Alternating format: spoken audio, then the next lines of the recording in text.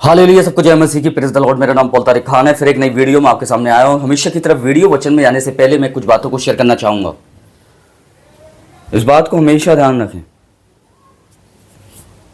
कि बहुत लोग सोचते हैं कि रेगिस्तान केवल सूखी और वीरान जगह है, पर लेकिन बाइबल रेगिस्तान केवल वही जगह है नहीं है, बल्कि एक आत्मिक अवस्था भी है। मालूम है आपको? अगर आप वीडियो को अंत तक पूरा समझना चाहते हैं तो वीडियो को स्किप ना करें और वीडियो के अंत तक बने रहें, ताकि वीडियो और जो भी संदेश है वो आपको पूरा समझ में आने पाए। बहुत से लोग स्किप कर देते हैं, इस कारण उन्हें समझ में नहीं आ पाता है। तो रेगिस्तान का क्या अर्थ है बाइबल में, आज थंबनेल और टाइटल देके आपने पढ़ लिया होगा, और इस टॉपिक इस विषय के बारे में हम बात करेंगे कि रेगिस्तान का क्या अर्थ है। मैं बताना चाहता हूँ, रेगिस्तान का समय वो समय होता है जब कोई साथ नहीं देता, जब प्रार्थना का उत्तर देर से आता है, और जब इंसान टूट जाता है, और जब सब रास्ते बंद दिखाई देते हैं। लेकिन याद रखिए, परमेश्वर अपने सबसे बड़े काम अक्सर रेगिस्तान में ही शुरू करते हैं। मालूम है आपको? बहुत लोग सोचते हैं कि रेगिस्तान वीरान और बियाबान है, एक जगह है, पर रेगिस्तान एक वीरान जगह नहीं है। रेगिस्तान एक आत्मिक जगह भी है, जहां परमेश्वर अपने काम को शुरू करता है। मालूम है आपको? रेगिस्तान, आप जैसे आपने पढ़ लिया होगा, स्क्रीन पर लिखा है, जो मैंने पूरा बताया आपका, है ना। तो मैं बताना चाहता हूं, अगर हम दूसरा चीज देखें, रेगिस्तान में परमेश्वर की आवाज साफ सुनाई देती है। समझ रहे हैं आप? क्या सुनाई देती है? परमेश्वर की आवाज आपको साफ सुनाई देगी रेगिस्तान में।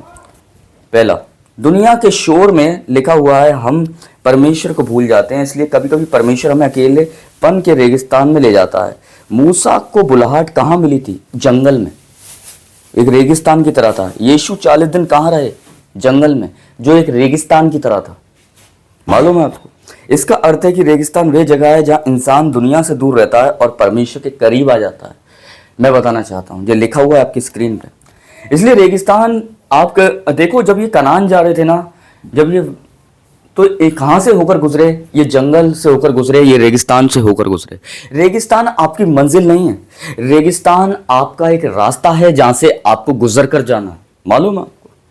आपने देखा होगा, रेगिस्तान में पानी नहीं होता, रेगिस्तान में देखो कहीं भी खाना नहीं होता, रेगिस्तान सूखा होता है, बियाबान होता है, दूर दूर तक कोई आदमी दिखाई नहीं देता है। ऐसे ही एक हमारा जीवन भी क्या होता है, एक रेगिस्तान की तरह होता है। कभी कभी जब लोग हमें छोड़ देते हैं, प्रार्थना का उत्तर देर से आता है ना, जब हम टूट जाते हैं, जब हम निराश हो जाते हैं, तो हम अपने जीवन को एक रेगिस्तान की तरह पाते हैं, जहां कोई हमारे सुख दुख को पूछने वाला नहीं होता है। पर मैं बताना चाहता हूं, जब आप उस रेगिस्तान से होकर गुजरते हैं ना, तब परमेश्वर आपको कनान पहुंचाता है, तब परमेश्वर आपको अपनी मंजिल तक पहुंचाता है, तब परमेश्वर आपको अपने राज्य में पहुंचाता है। मेरे प्रियानो, तो जरूरी है, अगर आपको उसके लक्ष्य तक पहुंचना है, उसके राज्य तक पहुंचना है, तो रेगिस्तान से होकर गुजरना पड़ेगा। समझ रहे हैं? वो रेगिस्तान क्या है मालूम है? रेगिस्तान है दुख, बीमारियां, लानत, समझ रहे हैं, फटकार, समझ रहे हैं, परीक्षाएं, समझ रहे हैं, आर्थिक तंगी। ये एक रेगिस्तान की तरह है, जहां हम अपने आप को, जब हम मुश्किल और परीक्षाओं में पड़ते हैं, परेशानियों में, तो हम अपने जीवन को एक रेगिस्तान की तरह पाते हैं।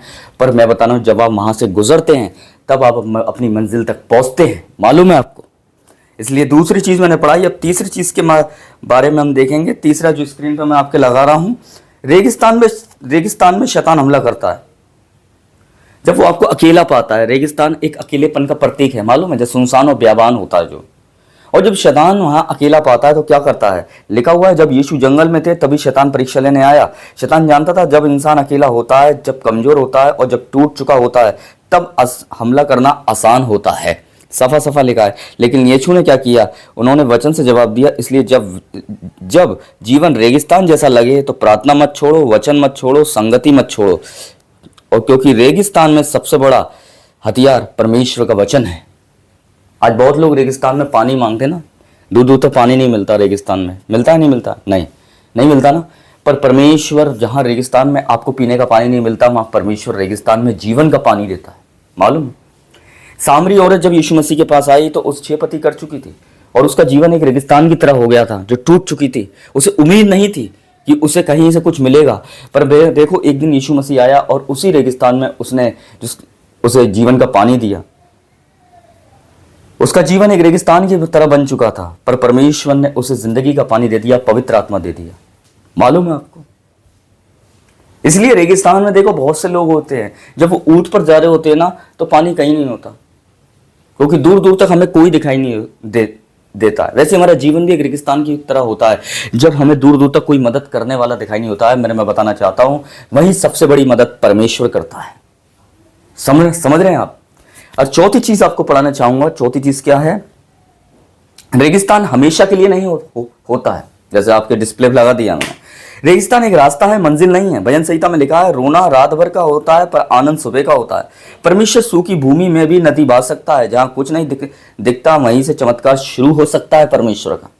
आपको दिख रहा है रेगिस्तान में पानी नहीं है, पर परमेश्वर को दिख रहा है कि रेगिस्तान में भी पानी है, वो रेगिस्तान में भी पानी निकाल सकता है। मालूम है आपको? जब वो चट्टान में से निकाला तो रेगिस्तान में क्यों नहीं निकालेगा?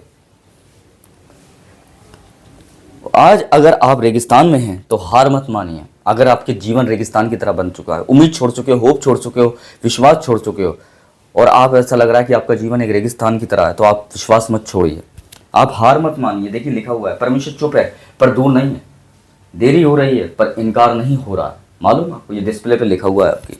चौथा मैंने पूरा लिखा रखा है, ये चौथा जो है पार्ट पूरा। इसका निष्कर्ष क्या निकलता है? अब निष्कर्ष इसका देखेंगे हम।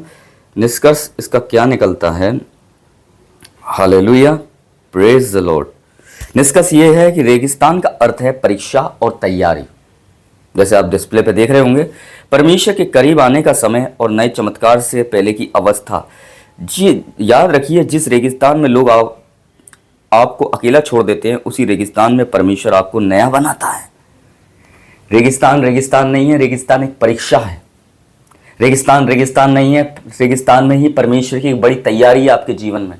अगर जब परमेश्वर आपके जीवन को रेगिस्तान पाता है ना, और लोग आपके जीवन को रेगिस्तान समझकर, सूखापन समझकर, बेयाबान समझकर, अकेला समझकर आपको छोड़ देते हैं ना, मैं बताना चाहता हूं उसी रेगिस्तान को जो आपके जीवन की तरह है, परमेश्वर उसी जीवन को, उसी रेगिस्तान को जो एक जीवन की तरह है, उस जीवन को जो एक रेगिस्तान की तरह है, उसे इस्तेमाल करता है।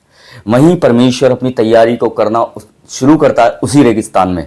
हो सकता है आपका जीवन भी एक रेगिस्तान की तरह हो, जहां परमेश्वर अपनी बड़ी तैयारी को करने जा रहा हो। आज ये वीडियो अगर आ गई है तो इसको अचानक मत समझिए, इसे परमेश्वर की एक योजना समझिए कि परमेश्वर आपसे बात कर रहा है। हालेलुया, समझ रहे हैं?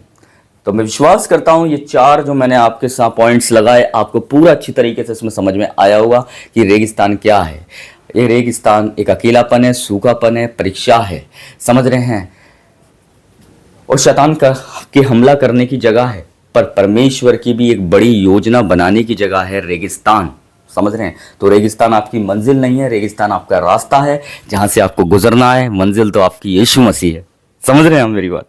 तो समझ गए होंगे आप रेगिस्तान का क्या अर्थ है बाइबल में। सबको जय मसीह की, प्रेज़ द लॉर्ड। अगली वीडियो में बहुत जल्दी मुलाकात होगी एक नए टॉपिक, नए विषय के साथ। तब तक के लिए जय मसीह की।